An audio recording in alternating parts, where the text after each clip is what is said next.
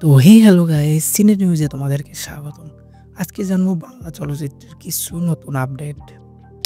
প্রথম যে নিউজ সেটা আমার খুব পছন্দের একজন অভিনেতা বাপ্পারাজ রক্তঋণ নামের একটি ওয়েব সিরিজ অ্যানাউন্সমেন্ট করেছেন।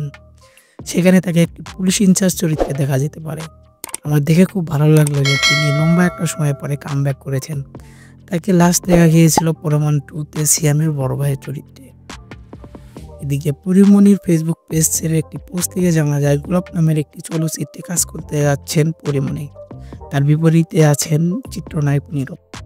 কাজল আরফিন অমিত তার কমেডি জনরা থেকে বেরিয়ে এসে নির্মাণ করেছেন হাউস সুইট নামের একটি ওয়েব সিরিজ।